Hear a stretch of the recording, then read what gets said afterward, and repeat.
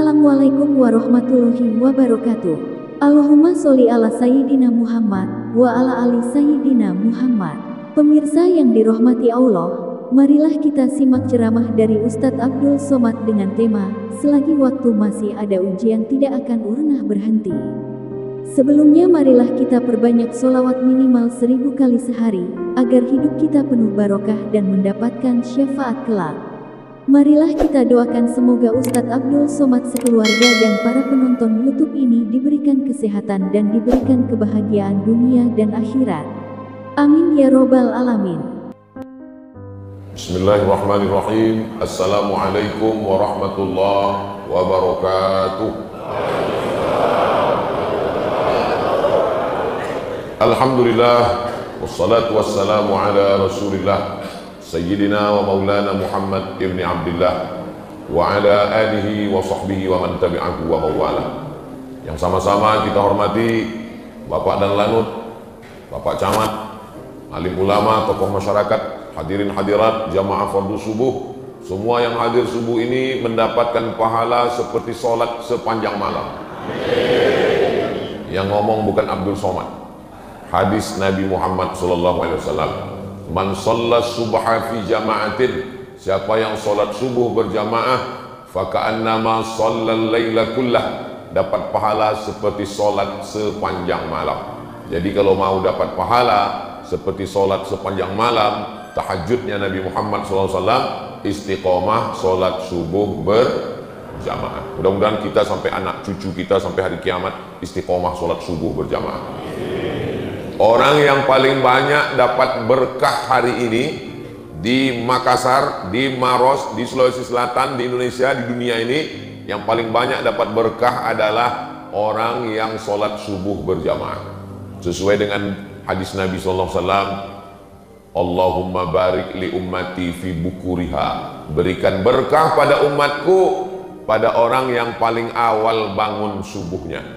Jadi yang awal bangun jam 2 paling banyak dapat berkah. Yang bangun jam 3 banyak dapat berkah. Bangun jam 4 dapat berkah. Yang 5 dapat berkah. Bangun matahari sudah terbit, kencing setan di telinganya. Man nama, siapa yang tidur, walam yusalli, sampai tidak sholat subuh, balas syaitanu fi udhunih, kencing setan di telinganya. Menyediakan toilet setan bagi orang yang tidak subuh berjamaah. Padahal ini hari libur, hari Ahad libur, tapi Masjid Jami' Nurul Iman tetap ramai sholat subuh berjamaah. Padahal hari libur ini banyak orang yang balas dendam kena 6 hari bangun-bangun, hari ini tidak usah kita sholat subuh. Kenapa? Tanggal merah, libur. Nah, ini membuktikan kebaikan yang luar biasa. Subuh usahakan habis sholat subuh itu jangan keluar masjid. Kalau kebetulan ada ustadz, ngaji, buat pengajian. Kalau ustadz tidak ada, baca kitab Riyadhus Shalihin. Ustadz Abdul Somad setiap Rabu subuh baca Riyadhus Shalihin di Pekanbaru, di Riau. Kami ustadz di Masjid Jami' Nurul Iman nggak ada kitabnya. Ada kitab Riyadhus Shalihin. Mana? Itu. Ustadz kok tahu? Saya lihat tadi. Ada kitab Riyadhus Shalihin. Bacakan hadis 1, hadis 2, hadis 3. Yang tidak tahu tanya sama ustadz. Fas'alu ahla dzikri in kuntum la ta'lamun.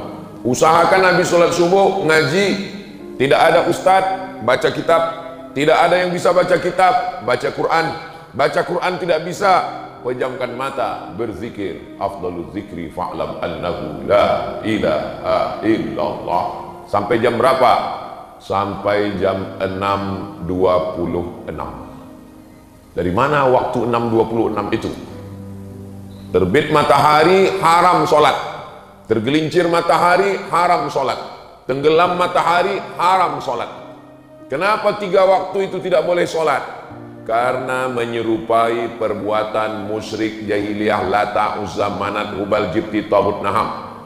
Makanya tenggelam matahari tidak boleh sholat menjelang tenggelam matahari sampai nampak merah di ufuk barat. Barulah boleh, namanya sholat maghrib. Tergelincir matahari tidak boleh sampai masuk waktu zuhur, lebih kurang 10 menit sebelum waktu zuhur, sampai akhirnya azan zuhur baru boleh sholat. Nah, ketika terbit matahari ini Jam berapa baru boleh sholat? Jam 6.26. Ustaz tahu dari mana di kota Makassar, di Maros, jam 6.26 boleh sholat? Sudah tertulis di jam dinding. Usahakan masjid-masjid supaya jamaahnya jangan sampai salah. Ada syuruk 6:02, duha 6:26. Apa maksud syuruk 6:02? Berarti jam 6:02 terbit matahari, namanya syuruk. Saat matahari terbit kita tidak boleh sholat, karena itu waktu dipakai menyembah berhala. Lewatkan itu, maka dibuatnya duha 6:26, barulah boleh sholat. Sholat apa namanya? Kalau cukup 3 syarat, namanya sholat sunat isyraq. Waktu terbit matahari namanya syuruk, nama sholatnya isyraq. Syaratnya 3. Pertama, sholat subuh berjamaah. Nomor 2, jangan keluar masjid setelah sholat subuh, berzikir, baca Quran, pengajian. Yang ketiga, sampai terbit matahari. Jadi kalau sholatnya di rumah, atau tidak ke masjid, atau habis sholat pulang, tetap boleh sholat sunat jam 6.26. Kalau cukup 3 syarat, namanya sholat sunat isyraq. Kalau tidak cukup 3 syarat, namanya sholat duha. Jangan sampai pegawai kantor BUMN ngantri orang urusan di kantor sampai jam 9, jam 10, panjang antrian di bank, di kantor BUMN, kantor dinas. Tanya, kenapa ramai betul orang ngantri? Urusan Pak. Pegawainya mana? Pegawainya sholat duha di musola. Sholat duha hukumnya sunnah, melayani orang banyak hukumnya wajib, meninggalkan yang wajib gara-gara yang sunnah haram hukumnya. Makan duit negara, APBD, APBN, digaji per menit, per detik di kantor, makan duit haram. Maka sholat sunat duhanya kapan? 6.26 sudah boleh sholat duha. Sebelum berangkat kerja, jam setengah 7, jam 7, sholat duha, baru berangkat. Tapi katanya duha itu jam 8, jam 9, itu waktu afdal. Adapun waktu boleh, jam 6.26 sudah boleh. Tapi waktunya ini berubah-ubah, sesuai dengan terbitnya matahari.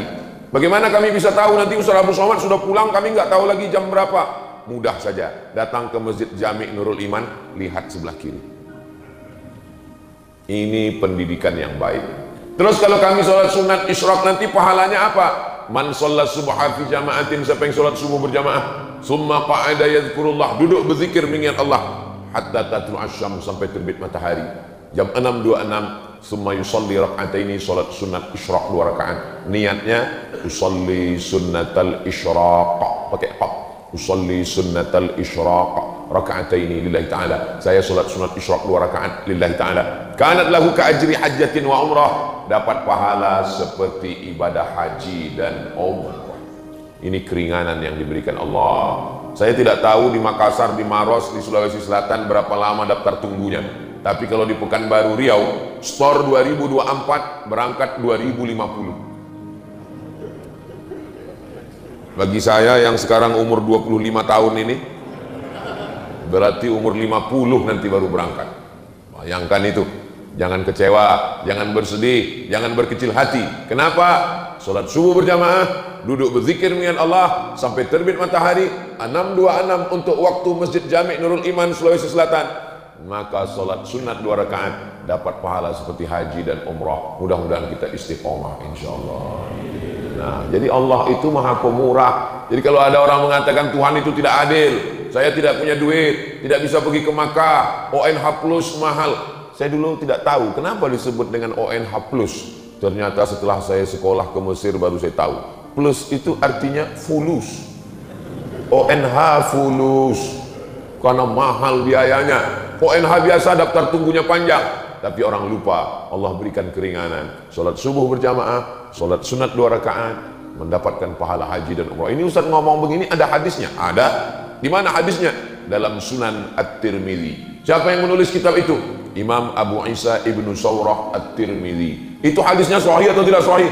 Hadisnya hadisun hasan. Nah, hasan kan tidak sahih. Sahih dengan hasan sepakat ulama boleh dijadikan sebagai landasan akidah, landasan hukum halal haram, dan landasan dalam beribadah. Maka jangan ragu tentang melaksanakan sholat sunat isyraq. Apakah nanti kita laksanakan sendiri-sendiri atau berjamaah? Sendiri-sendiri. Selesai saya tausiah, Bapak Ibu sholat sunat isyraq. Ketika Bapak Ibu sedang sholat sunat, saya pun pulang. Cuman di belakang nih nggak ada pintu nampaknya. Oh ada. Bapak Ibu yang dimuliakan Allah Subhanahu wa Ta'ala. Kira-kira kalau dalam sholat kita menyebut nama orang boleh atau tidak? Misalnya nama suaminya Mas Parno, disebutnya nama suaminya, Allahumarham Mas Parno. Apakah sholatnya batal? Menyebut nama orang dalam sholat tidak batal, tapi menyebut satu kata yang bukan bahasa Arab batal. Allahu Akbar. Datang orang ngetuk pintu, tuk tuk tuk, sedang sholat, batal. Atau waktu sedang sujud, keluar dari mulutnya, luluskan PNS, batal. Karena keluar bahasa yang bukan. Tapi kalau nama orang tidak batal. Mana dalilnya menyebut nama orang tidak batal? Buka kitab biografi Imam Ahmad bin Hanbal, Imam Hambali, Imam mazhab yang keempat, Imam Hanafi, Imam Maliki, Imam Syafi'i, Imam Hambali. Imam Hambali mendoakan Imam Syafi'i dalam sholatnya arba'ina sanah, 40 tahun. Apa bunyi doanya? Allahumma firli wali walidayya wali Muhammad bin Idris Asy-Syafi'i. Ya Allah, ampunkan saya, ampunkan orang tua saya, dan ampunkan dosa guru saya Muhammad bin Idris Asy-Syafi'i. Itu dalil tidak batal menyebut nama orang dalam sholat. Ustaz, ya, kalau nyebut nama pacar Pak Ustaz, pacaran haram, melakukan hubungan yang haram, dikemas dengan yang halal. La talbisul haqqa bil batil. Jangan campurkan yang hak dengan yang batil. Mudah-mudahan anak-anak muda kita selamat dari pacaran, insyaallah. Selamat dari zina, selamat dari hubungan yang tidak dihalalkan Allah Subhanahu wa Ta'ala. Tapi ada orang yang namanya disebut dalam sholat, memang dia sebagai rukun sholat. Kalau tidak disebut, maka batal sholat. At-tahiyatul mubarakatus salawatut thayyibatu lillah. Assalamu alayka ayuhan nabiyyu wa rahmatullahi wa barakatuh. Wassalamu alayna wa ala ibadillahi shalihin. Asyhadu an la ilaha illallah wa asyhadu anna Muhammadar Rasulullah. Tiba-tiba kantong bergoyang, handphone berbunyi. Assalamualaikum warahmatullahi. Ya, halo, sebentar ya. Batal sholat. Menurut mazhab Syafi'i. Kenapa batal sholat? Karena dia lupa mengucapkan Allahumma salli ala Sayyidina Muhammad wa ala ali Sayyidina Muhammad. Sependek-pendek sholawat. Tapi kata Syekh Ali Jum'ah, guru besar usul fiqih, mantan mufti Mesir, ulama Al-Azhar, kata beliau, sholawat yang paling afdal, sholawat yang ada nama Ibrahimnya, disebut dengan sholawat Ibrahimiyah. Allahumma salli ala Sayyidina Muhammad wa ala ali Sayyidina Muhammad kama sallaita ala Sayyidina Ibrahim wa ala ali Sayyidina Ibrahim. Allahumma barik ala Sayyidina Muhammad wa ala ali Sayyidina Muhammad kama barakta ala Sayyidina Ibrahim wa ala ali Sayyidina Ibrahim. Ustaz Abdul Somad masuk ke Masjid Jami' Nurul Iman, menyebut namanya sudah 12 kali. Kok 12 kali Ustaz? Masuk tadi tahiyatul masjid, Ibrahim, Ibrahim, Ibrahim, Ibrahim. Habis itu qabliyah subuh, Ibrahim, Ibrahim, Ibrahim, Ibrahim. Habis itu sholat subuh, Ibrahim, Ibrahim, Ibrahim, Ibrahim. Habis itu nanti sholat sunat isyraq, Ibrahim, Ibrahim, Ibrahim. Itu di dalam sholat. Bagaimana dengan di luar sholat? Sayang saya dengan ayah saya, dengan ibu saya, belum ada saya sebut namanya. Tapi nama dia sudah kita sebut. Kama sallaita ala Sayyidina Ibrahim wa ala ali Sayyidina Ibrahim kama barakta ala Sayyidina Ibrahim wa ala ali Sayyidina Ibrahim. Nanti anak ibu nanya, Mama, ya, kenapa Nabi Ibrahim itu disebut dalam sholat sampai 4 kali? Pokoknya dari mama kecil sudah begitu. Ayah, ya, kenapa yang disebut nama Nabi Ibrahim bukan nama Nabi Adam, bukan nama Nabi Idris, bukan nama Nabi Nuh, bukan nama Nabi Zakaria, bukan nama Nabi Yahya? Kenapa Ibrahim? Kata Ustadz, jangan banyak nanya. Kalau banyak nanya nanti masuk neraka. Begitu cara membungkam anak-anak biar supaya dia nggak banyak nanya. Kalau anak bertanya, itu menunjukkan dia berpikir. maka usahakan untuk menjawab. Kalau belum bisa jawab, cari jawabannya di channel Ustadz Abdul Somad Official. Subscribe, like, share, and comment. Kenapa Nabi Ibrahim alaihissalam? Karena semua agama samawi ketemu pada titik Ibrahim alaihissalam. Samawi diambil dari kata sama. Sama artinya langit. Agama yang diturunkan dari langit, yang dibawa oleh Nabi, disebut dengan samawi. Nabi Ibrahim punya anak namanya Ishak. Ishak punya anak namanya Yakub. Yakub punya anak namanya Yusuf. Yusuf punya saudara namanya Imran. Imran punya anak cucu keturunan namanya Musa. Agama yang dibawa oleh Nabi Musa adalah agama Islam, tapi dirubah oleh orang Yahudi. Mereka sebut nama agama sekaligus suku mereka dengan suku Yahudi. Enggak Pak Ustadz, itu sekarang negaranya bukan Yahudi, namanya Israel. Apa beda Yahudi sama Israel? Nabi Ibrahim punya anak namanya Ishak. Ishak punya anak namanya Yakub. Yakub namanya dua, satu Yakub, satu lagi Israel. Maka anak cucu keturunan Yakub disebut dengan Bani Israel. Isra artinya hamba, El artinya Tuhan. Israel hamba Tuhan.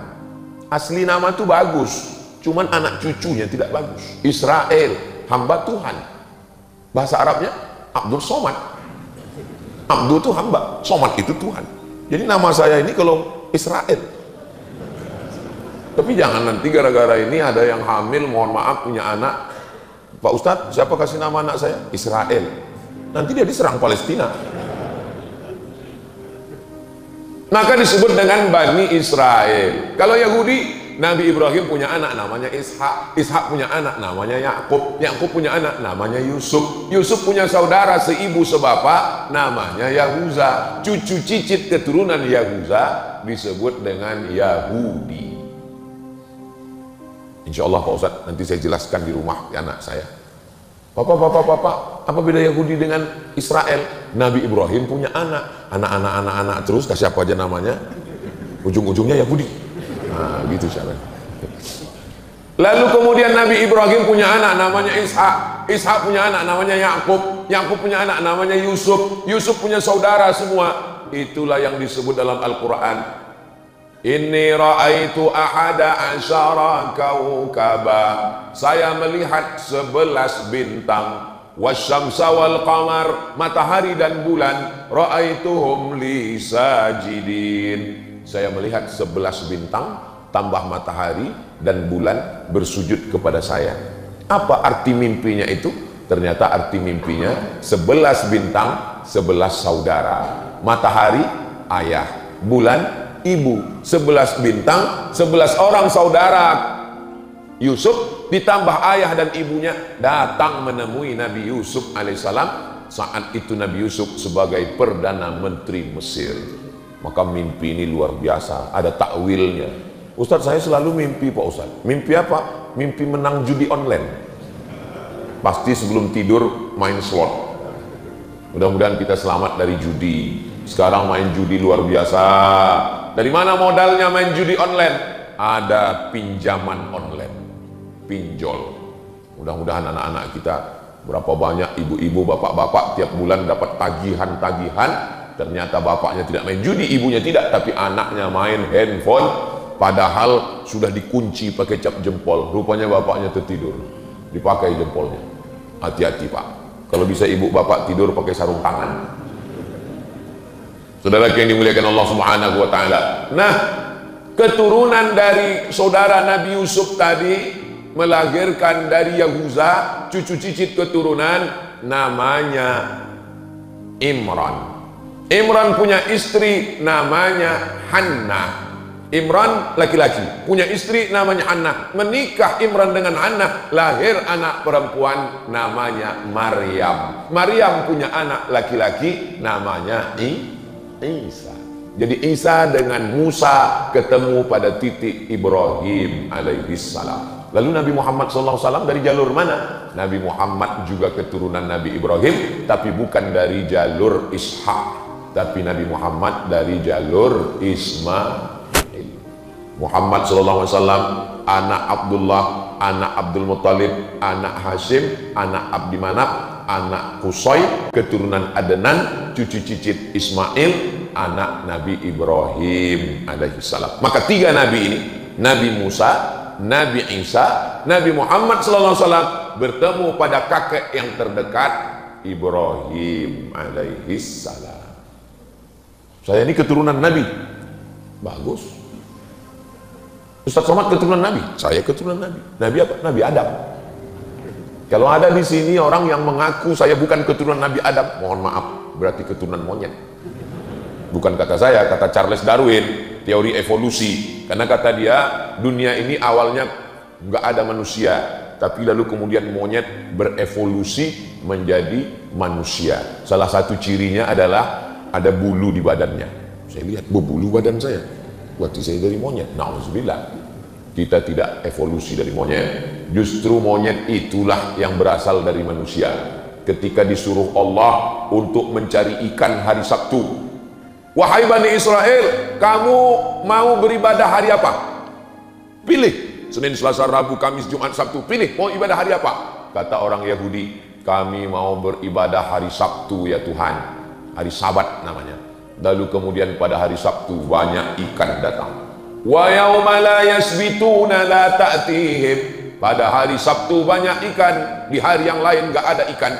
Mereka pun sibuk mencari ikan pada hari Sabtu sampai lupa beribadah. Allah murka dan marah. Apa kata Allah? Kunu qiradatan khasiin. Berubahlah kamu menjadi monyet.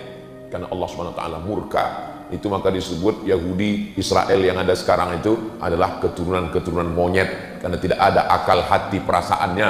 Tadi di mobil saya mau kemari, saya buka internet, gambar jenazah-jenazah anak-anak kecil korban dari serangan Israel ke Palestina. Mudah-mudahan Allah menolong saudara kita di Palestina.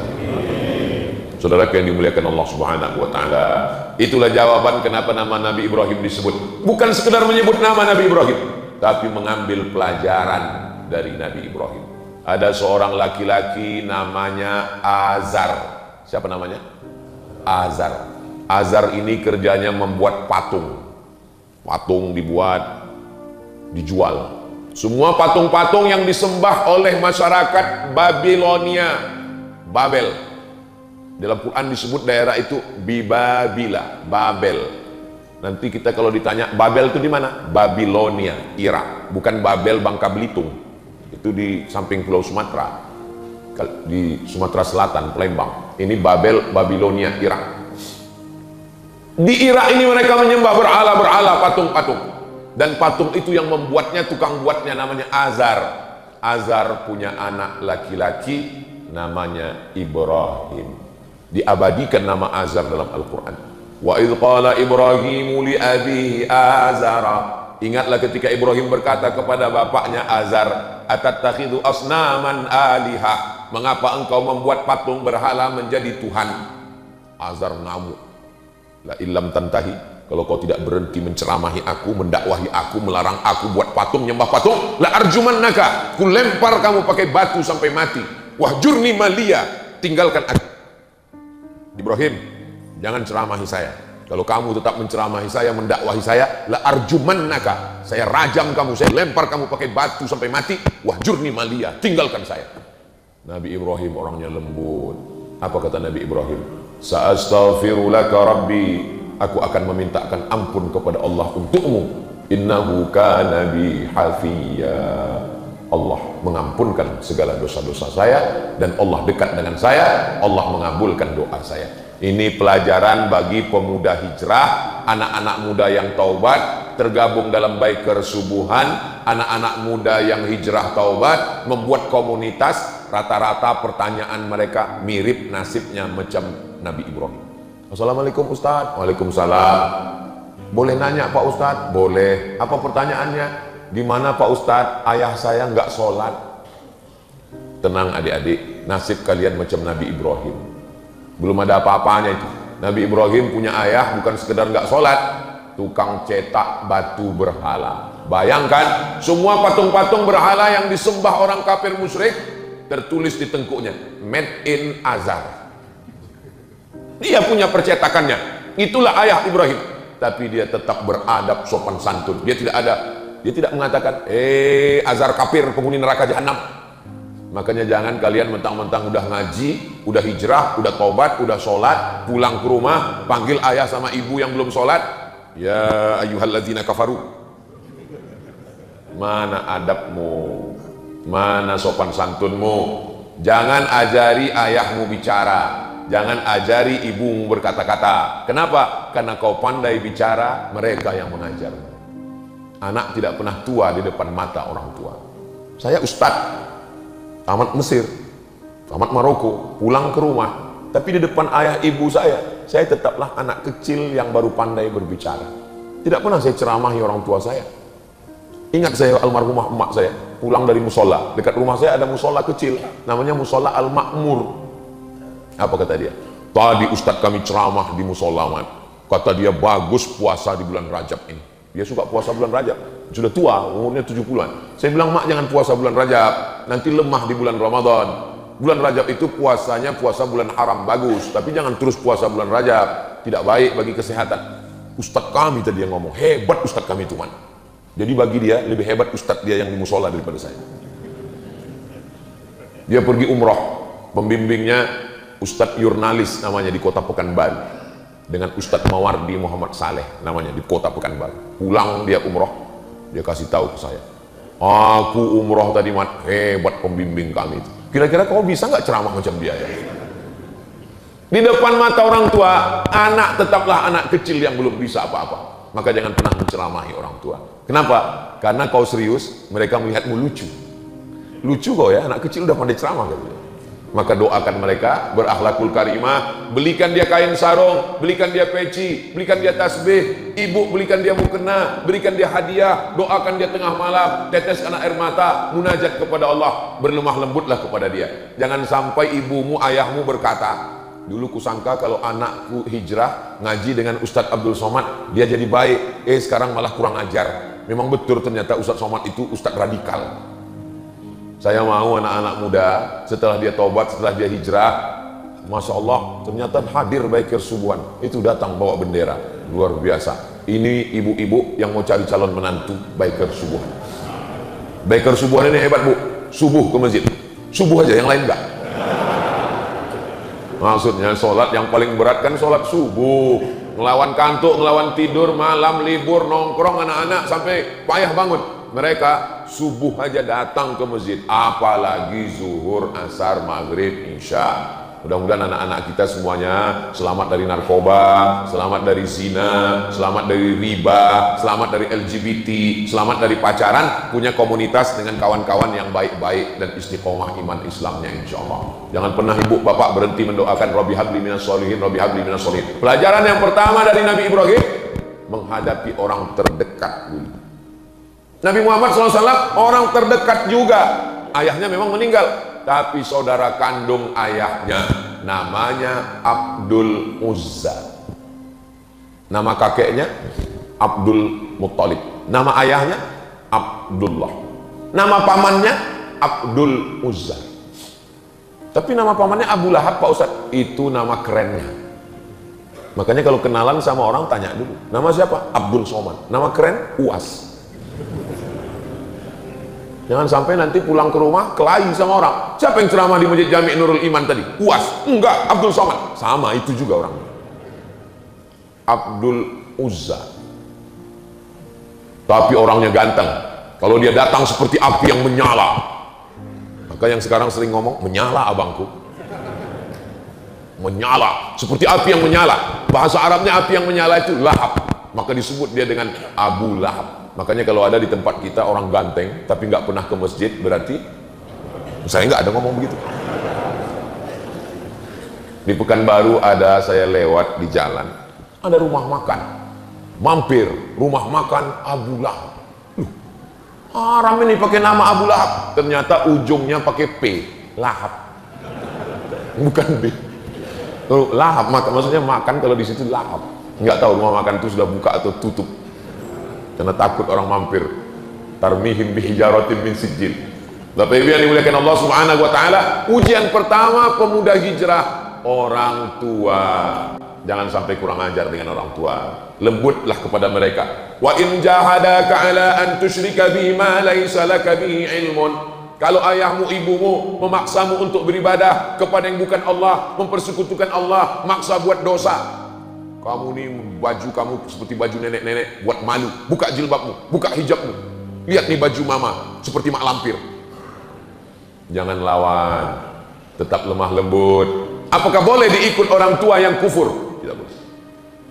Wa sahibhuma fid dunya ma'rufa, tapi tetap bergaul dengan baik. Bagi yang sudah masuk Islam, saudaranya, ayahnya, kakaknya, adiknya, ibunya belum Islam, jangan kasar. Ini mau dekat hari raya kurban, sapi kita sudah ada 9. Ustaz kok tahu? Itu sudah penuh 8 sapi. 10 sapi sudah. Masih ada 20, masih ada 12 sapi lagi. Masya Allah, tabarakallah. Mudah-mudahan sebelum sampai tanggal 10 Zulhijjah itu daftar sudah penuh semua, insya Allah. Amin. Waktu rapat antara panitia kurban, alhamdulillah Bapak Ibu, masjid kita tahun ini ada kurban sapi dan ada kambing. Siapa yang kambing? Saya kambing. Semua ngaku sapi dan kambing. Berkurban sapi dan kambing. Fasalli, salatlah li rabbika, kepada Allah, wanhar, dan berkurbanlah. Ujian yang pertama, korban perasaan menghadapi ayah bernama Azab. Selesai. Kenapa ujian saya berat Pak Ustaz? Ada orang yang dilahirkan dari keluarga santri, ayahnya kiai, ayahnya Andre Guruta, ibunya perempuan yang solihah. Sedangkan Nabi Ibrahim saja diuji, apalagi kita. Kalau ada orang tuamu tidak baik, berarti ujianmu seperti ujian Nabi Ibrahim. Berarti menurut Allah engkau mampu menghadapinya, karena Allah tidak memberikan ujian lebih daripada kemampuanmu. La yukallifullahu nafsan illa wus'aha. Maka ridho dengan takdir yang diberikan Allah. Selesai ujian pertama, masuk ujian yang kedua. Nabi Ibrahim alaihissalam berhadapan dengan orang yang menyembah bulan, matahari. Masih ada orang sekarang menyembah bulan. Masih ada orang sekarang yang menyembah bulan.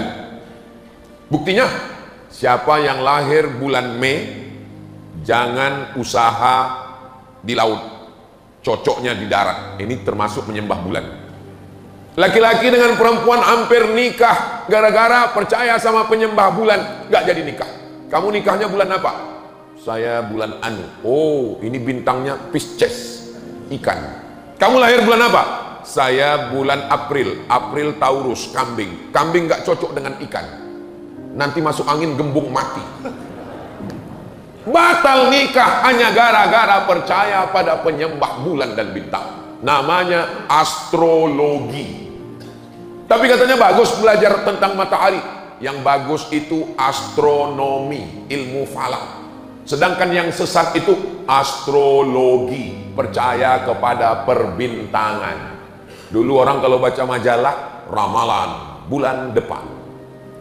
Alhamdulillah, kita tidak percaya sama ramalan. Kita hanya percaya kepada Allah. Bismillahirrahmanirrahim.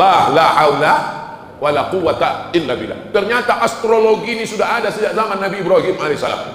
Nenek moyang kita menyebutnya dengan ilmu nujum. Nujum diambil dari kata najam. Allah bersumpah dalam Al-Quran, wan najmi idza hawa, demi najam. Najam artinya bintang. Nujum, bintang-bintang. Ilmu nujum, ilmu yang mengkaji tentang bintang-bintang dikaitkan dengan nasib manusia. Ini hukumnya syirik, karena lebih percaya kepada bintang daripada kepada Allah. Meniadakan kuasa Allah, yang berkuasa adalah planet bintang-bintang. Dalam Islam diajarkan la ilaha illallah. Tidak ada itu kuasa bintang-bintang bisa mempengaruhi nasib manusia. Nabi Ibrahim berhadapan dengan orang astrologi, penyembah bintang-bintang. Ada dalam Al-Quran. Ada dalam Al-Quran. Falamma ra'al qamara bazighan qala hadza rabbi. Ketika dia melihat bulan, dia katakan, oh bulan Tuhan. Falamma afala qala la uhibbul afilin. Ketika bulan hilang, berarti dia bukan Tuhan. Falamma ra'a asy-syamsa bazighatan qala hadza rabbi. Ketika muncul matahari, oh ini Tuhan. Hadza akbar. Ini lebih besar daripada bulan. Falamma afalat, ketika dia hilang, berarti dia bukan Tuhan. Banyak orang mengartikan ayat ini, mengatakan Nabi Ibrahim sedang mencari Tuhan. Lihatlah perjalanan Ibrahim mencari Tuhan. Dia lihat bintang, dia sangka Tuhan. Dia lihat matahari, dia sangka Tuhan. Nabi Ibrahim bukan filosof. Yang mencari Tuhan itu ahli filsafat. Aristoteles, Demokritos, Sokrates, Thales, itu yang mencari Tuhan. Sedangkan nabi-nabi tidak pernah mencari Tuhan. Nabi Ibrahim tidak pernah mencari Tuhan. Allah yang memperkenalkan diri kepada nabi-nabi. Ma'rifah namanya, perkenalan Allah kepada nabinya. Lalu apa maksud Nabi Ibrahim melihat matahari bulan? Dia mau mengajar para astrologi itu bahwa nasibmu bukan ditentukan oleh matahari, tidak ditentukan oleh bulan lahir, tapi ditentukan oleh Allah Subhanahu wa ta'ala. Kasihan sekali kalau ada orang tua masih percaya astrologi. Lahir anaknya, kata pakar astrologi, anak kamu beruntung karena lahirnya bulan penuh. Bulan sedang penuh 30, berarti anakmu ini rezekinya penuh. Lahir anak kedua pas bulan sabit, ini pembawa sial. Kan kasihan sekali. Akhirnya anak yang bulan penuh dikasih uang penuh, uang jajan penuh, sekolah penuh, akhirnya dipakai main judi. Anak yang bulan sabit dikasih uang sedikit, dia serius belajar. Setelah dewasa apa yang terjadi? Kecemburuan sosial. Anak yang dikasih uang sedikit cerita cucu-cucu kelahi gara-gara orang tua tidak adil. Itu kakak saya disekolahkan sampai S1, S2, S3, S teler, S cendol, S doger, S bandung. Sementara adiknya tamat SMP karena dianggap sialan, nggak perlu disekolahkan. I'dilu baina auladikum, bersikap adillah kamu di antara anak-anak kamu. Ittaqullah, wahai bapak dan ibu, takutlah kepada Allah, jangan curang, bersikap adillah kepada anak-anak, jangan percaya astrologi. Nggak jadi nikah gara-gara ramalan perbintangan, tidak adil pada uang jajan anak gara-gara ramalan. Mau ikut TNI, Angkatan Darat, Angkatan Laut, Angkatan Udara, Polisi, BUMN, ASN, nggak jadi gara-gara ramalan. Kamu lahirnya bulan apa? Saya lahirnya bulan April. Oh, April ini lambangnya kambing. Cita-cita mau jadi apa? Mau ikut Pak Dan Lanut, Angkatan Udara. Nggak bisa, karena kambing nggak bisa terbang. Yang cocok jadi Angkatan Udara ini hanya, nggak tahu ya, nggak hafal semua bintang. Kamu lahirnya bulan apa? Saya lahirnya lambang ikan. Ini cocok Angkatan Laut. Apa ini? Ini khurafat, tahayul, bohong, mitos semuanya. Islam datang membersihkan pikiran kita dari itu semua. Kita hanya percaya kepada Allah Subhanahu wa ta'ala. La ilaha illallah. Kalau kita berusaha, berhasil, bersyukur kepada Allah, alhamdulillah. Kalau kurang berhasil, berarti Allah ingin menjadikan kita orang yang sabar. Setelah kita berikhtiar, bismillahi tawakkaltu 'ala Allah, serahkan pada Allah. La haula wala quwata illa billah. Selesai menghadapi ujian yang kedua, masuk ujian yang ketiga. Ini sampai ujian yang keberapa nih Pak Ustadz? Pokoknya sampai jam 6.26. Siap nggak siap sejarah Nabi Ibrahim ini? Pokoknya jam 6.26 kita sholat. Dari tadi Ustadz ngeliat ke atas terus ngeliat jam, itu ada jam. Inilah hebatnya Masjid Jami' Nurul Iman. Jamaahnya bisa tenang karena jamaah bisa ngeliat jam. Ustadznya juga tenang karena ngeliat jam. Jadi dibuat jam itu dua arah, satu untuk jamaah, satu untuk ustadz. Tolong masjid-masjid yang ada di Sulawesi Selatan, yang ada di Sabang sampai Papua, di Malaysia, Brunei Darussalam, dimanapun berada, tiru penempatan jam di Masjid Jami' Nurul Iman. Jamaahnya tahu waktu, ustadznya juga tahu waktu. Karena di beberapa tempat ada jam sampai tiga-tiganya mati, lupa ganti baterai. Khotib sampai. Tapi saya pernah ceramah di Masjid Pekanbaru Riau. Itu di meja itu dikasih lampu 3, hijau, kuning, merah. Saya tanya panitia, Pak Panitia, ini meja Dewan Hakim Musabaqah Tilawatil Quran lupa dicopot? Bukan Pak Ustadz, ini bukan MTQ. Memang sengaja kami pasang karena banyak ustadz yang lupa berhenti kalau ceramah. Jadi dipasang, kalau udah lewat waktu hidup lampu kuning. Itu maka Ustadz Abdul Somad kalau ceramah semua jamaah sudah tahu 60 menit berakhir. Karena tidak semua orang nyaman. Dia mau pergi ke kantor, dia ada urusan, mau masak nasi sarapan anak, mau lepas suami pergi kerja. Akhirnya pas datang ke masjid, yang pertama dalam pikirannya ngelihat Ustadz, kapan berakhir penderitaan ini? Nah, ujian yang ketiga, Nabi Ibrahim berhadapan dengan umat penyembah berhala. Ada patung makhluk hidup, binatang, serangga, yang besar yang kecil. Ketika semua mereka sedang pergi ke kebun korma, Nabi Ibrahim menghancurkan berhala itu, dihancurkannya semua, dipecahkannya, diambilnya kampak, digantungkannya di berhala yang paling besar, ditinggalkannya satu. Pulang dari manen kurma, mereka lihat Tuhan-Tuhannya hancur. Tuhan jadi hantu. Hancur semua. Maka mereka pun memanggil Nabi Ibrahim. Diabadikan dalam Al-Quran. A'anta fa'alta hadza bi alihatina ya Ibrahim. Apakah engkau yang menghancurkan Tuhan-Tuhan kami ini wahai Ibrahim? Nabi Ibrahim menjawab dengan logika akal. Apa kata Nabi Ibrahim? Bal fa'alahu kabiruhum hadza.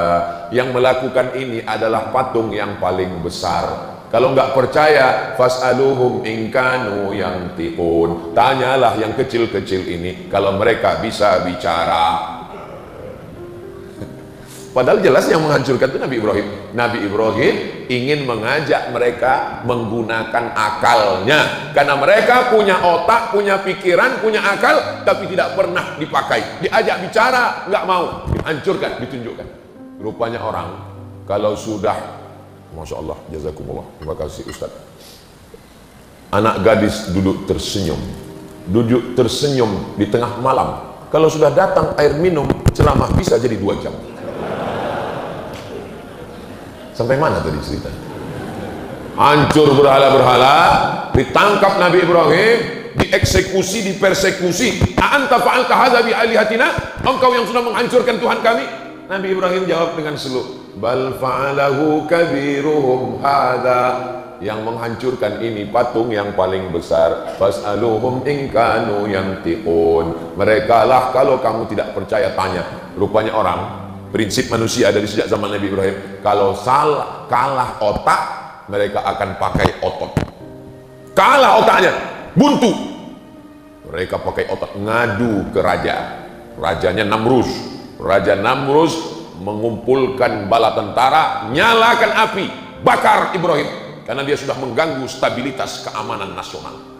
Akhirnya dinyalakan api unggun, harriquhu, bakar dia. Saat mereka membakar Nabi Ibrahim alaihissalam, Allah berkata kepada api, ya nar, wahai api, kuni bardan, jadilah engkau sejuk, wasalaman, dan selamat, ala Ibrahim, sejuk dan selamat engkau bagi Ibrahim. Nabi Ibrahim keluar dari api unggun dalam keadaan sejuk, dingin, dan selamat. Inilah doa yang selalu dibaca jamaah ketika menunaikan haji ke Baitullah.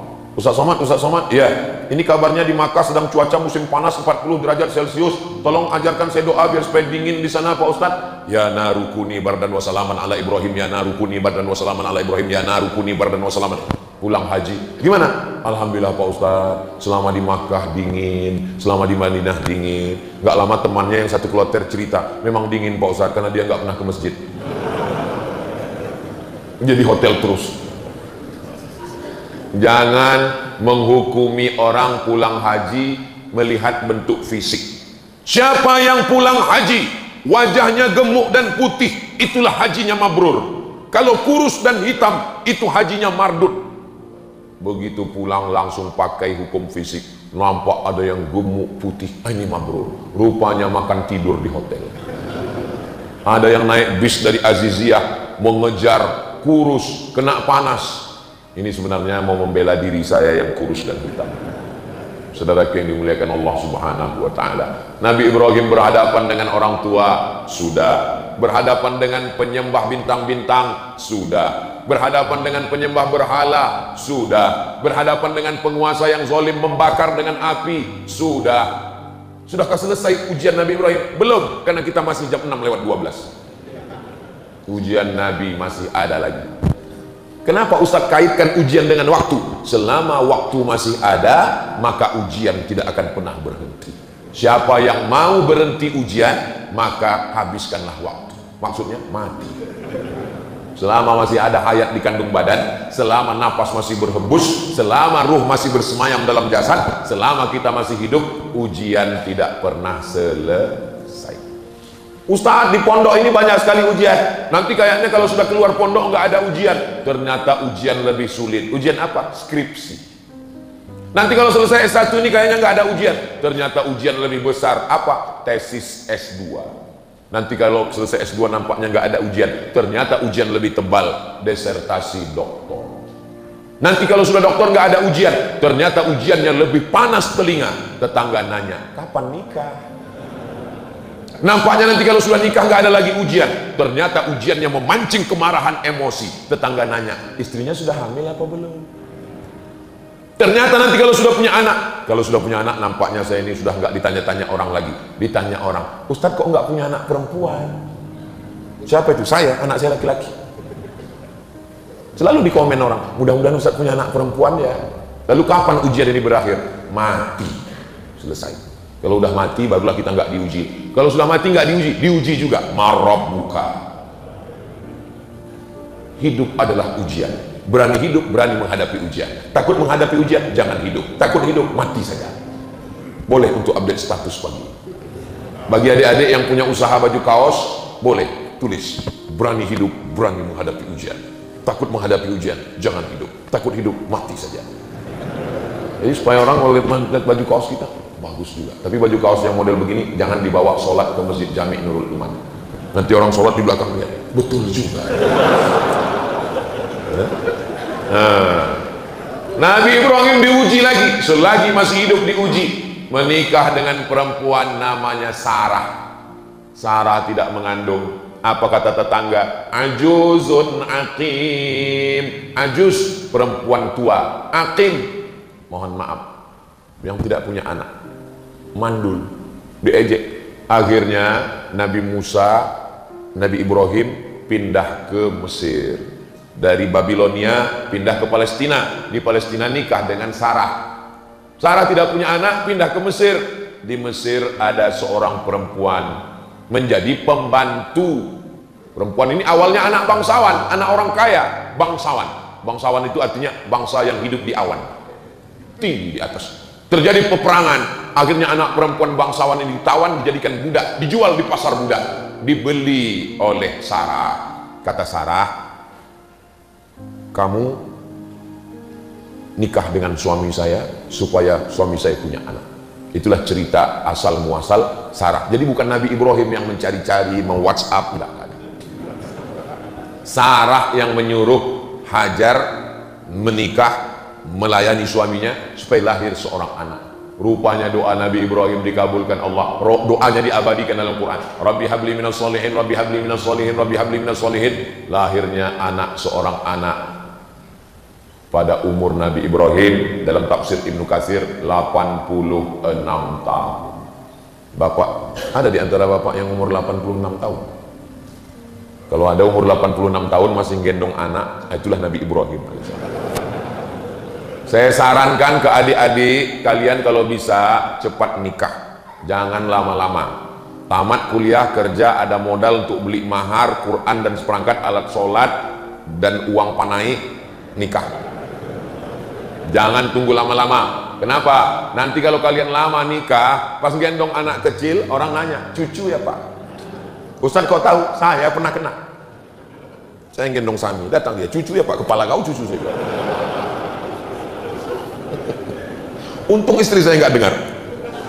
Nah, jadi Nabi Ibrahim alaihissalam berdoa. Nabi Ibrahim, Khalilullah, kekasih Allah, kesayangan Allah, bapaknya nabi-nabi, cucu cicitnya jadi nabi, berdoa 86 tahun baru dikabulkan Allah.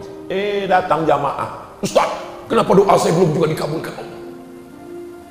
Saya bilang Nabi Ibrahim berdoa 86 tahun, Nabi Musa berdoa 40 tahun, Nabi Muhammad berdoa 16 bulan baru pindah arah kiblat dari Masjidil Aqsa ke Masjidil Haram. Kamu berdoa kapan? Subuh tadi. Siapa kita? Ini banyak orang sekarang berdoa ini bukan meminta tapi memaksa. Kita berdoa ini minta. Kalau Allah kasih, alhamdulillah. Enggak dia kasih, kita minta terus. Ini banyak orang maksa. Ya Allah, tolong kabulkan. Kalau enggak, awas. Apa ini? Sama anak-anak muda ini kalau berdoa, ya Allah, aku jatuh cinta kepadanya, jadikan dia jodohku. Kalau dia bukan jodohku, jadikan dia jodohku. Kalau dia sudah punya jodoh, matikan jodohnya. Apa ini? Bagaimana kita memaksa Allah Subhanahu wa Ta'ala? Yang namanya berdoa itu meminta, memohon dengan suara yang lirih, mengangkat tangan, meneteskan air mata. Betapa sakitnya hati saya, Pak Ustaz. Saya yang ngantar dia ke kampus, yang menemani pendaftaran, tapi giliran wisuda yang lain. Kau mesti husnuzon, kau mesti kuat tegar. Allah ingin memberikan perempuan yang lebih cantik, yang lebih putih, yang lebih solihah. Mana dia, Pak Ustaz? Ustaz pula dipaksa. Apa ini anak-anak muda? Makanya anak-anak biker subuhan tidak begitu. Kalau dia sedang galau, dia gas terus sampai ke pantai Losari. Saudara yang dimuliakan Allah Subhanahu wa taala. Saya kaji ini subuh ini supaya kita sadar, semakin dekat dengan Allah, semakin tinggi keimanan, ujian itu banyak. Betul Pak Ustaz. Dulu saya sebelum tobat, waktu masih mabuk, waktu masih sakau, hidup saya nyaman aja Pak Ustaz. Sekarang begitu hijrah, begitu bergabung dengan biker subuhan, pas ngaji, pertama kali sholat Pak Ustaz, hilang sendal. Sholat yang kedua, hilang helm. Allah mau menguji imanmu, membersihkan dosamu di masa lalu, mengangkat derajatmu. Ujian-ujian itu 3 kemungkinan. Yang pertama, menghapuskan dosa. Yang kedua, mengangkat derajat. Yang ketiga, Allah Ta'ala ingin membuat kita satu level tempat tertinggi, namanya ridho. Semua umat Islam masuk surga, tapi tidak semua mendapatkan ridho Allah. Kalau dapat surga, belum tentu dapat ridho. Tapi kalau dapat ridho, pasti dapat surga. Makanya kita berdoa tidak minta surga duluan, minta ridho. Allahumma inna nas'aluka ridhoka wal jannah. Ridho dulu baru surga. Dari rukun Yamani ke Hajar Aswad. Allahumma inna nas'aluka ridhoka wal jannah. Ketika saya minta, ya Allah, berikanlah kami ridho. Semua ibu-ibu bilang amin. Ada satu ibu-ibu diam aja. Ditanya sama kawannya, kok nggak bilang amin? Aku sudah dapat ridho. Dari mana kau tahu dapat ridho? Suamiku namanya Mas Ridho. Nama adalah doa. Jadi kalau ibu kasih nama anak namanya Ridho, dia ingin supaya dia ridho menerima segala ketetapan Allah, segala yang baik yang buruk. Makanya rukun iman itu kan ada 6. Antu'mina bil qadari, beriman kepada takdir, khairihi wa syarrihi, yang baik dan yang buruk. Oh, jadi takdir itu ada 2 Pak Ustaz? Iya, takdir baik dan takdir buruk. Betul-betul sesuai dengan saya dan suami Pak Ustaz. Maksudnya Bu, saya bagi suami saya ini takdir baik dia Pak Ustaz, tapi dia bagi saya itu takdir buruk saya Pak Ustaz. Allah Subhanahu wa taala mempertemukan kalian di tempat yang baik, dalam majelis yang baik, dengan cara yang baik, supaya kita mendapatkan kebaikan-kebaikan. Nabi Ibrahim tidak pernah lepas daripada ujian. Sudah punya anak, apa kata Allah Subhanahu wa taala? Antarkan anakmu ke Baitullah, dari Masjidil Aqsa ke Masjidil Haram. Jaraknya 1500 km, naik unta menyeberang lautan gurun pasir.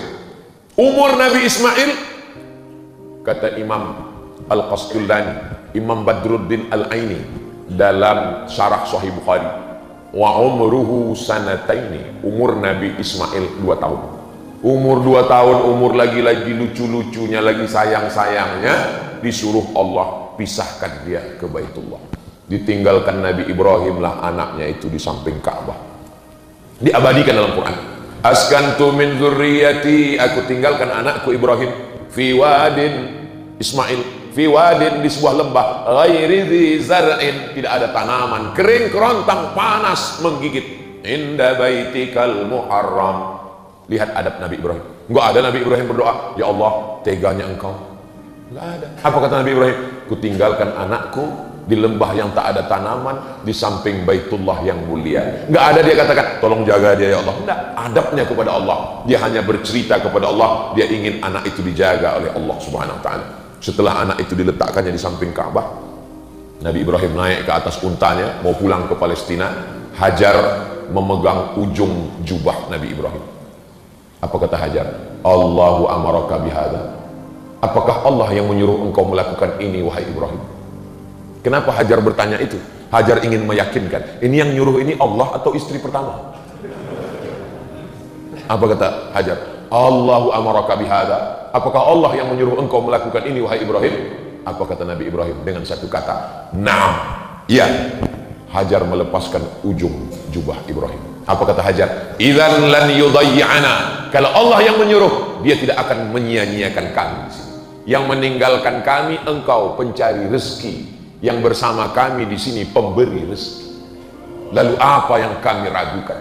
Hajar perempuan yang tegar, perempuan yang luar biasa. Hajar ketika ditinggalkan bukan nangis, Ibrahim. Perempuan yang tangguhlah yang melahirkan anak tangguh luar biasa bernama Ismail alaihissalam. Makanya di balik laki-laki yang hebat ada dua perempuan yang hebat. Jangan tunggu dulu, cepat aja. Maksudnya dua itu maksudnya ibu dan istri, itu maksudnya. Ini orang ini udah lain aja nih bu. Di balik Nabi Ismail yang hebat ada dua perempuan yang hebat, ibunya dan istrinya melahirkan orang-orang yang hebat. Nabi Ibrahim hebat, dua perempuan yang hebat, ibunya solihah, nama ibunya Umailah, dan istrinya perempuan yang baik-baik. Itu maka kita selalu menyebut keluarganya Ali Ibrahim wa ala Ali Ibrahim. Ali artinya keluarga, tidak hanya Ibrahim tapi juga keluarganya yang baik-baik. Selesaikah ujian Nabi Ibrahim? Belum selesai. Masih ada ujian menyembelih anak, masih ada ujian membangun Ka'bah, masih ada ujian memanggil jamaah haji. Tapi waktu kita sudah sampai 626. Jangan kemana-mana, kita lanjutkan setelah yang satu ini. Jamaah yang dimuliakan Allah Subhanahu Wa Taala, intinya selagi masih ada waktu, ujian tidak pernah akan datang berhenti. Kita siap menghadapi ujian hidup. Bapak Ibu siap menghadapi ujian hidup? Mau nggak siap dia datang juga. Memangnya kalau kita bilang saya nggak siap Pak Ustaz, memangnya datang malaikat membawa, ini ada ujian, kamu siap apa enggak? Nah, kalau kamu siap saya kasih, kalau enggak saya kesana dulu ya. Enggak ada begitu, mau siap enggak siap tetap. Maka kuatkan diri dengan sholat. Allahu Akbar, serahkan kepada Allah. Inna sholati wa nusuki wa mahyaya wa mamati lillahi rabbil alamin. Sholat, zikir, baca Quran itu menguatkan pundak bahu kita untuk menghadapi ujian-ujian. Tapi saya tidak mengatakan saya yang ceramah, saya yang paling siap. Tidak. Doakan Bapak Ibu semua supaya Ustadz Abdul Somad punya hati yang kuat menerima ujian dari Allah SWT. Kita ini kuat kalau saling mendoakan. Kita tidak pernah berpisah. Walaupun saya akan pulang besok pagi ke Sumatera, ke Riau, tapi kita tetap bersama dalam doa, saling mendoakan. Mudah-mudahan kita semuanya istiqomah, mati husnul khatimah. Anak-anak kita semuanya soleh dan solehah. Rezeki kita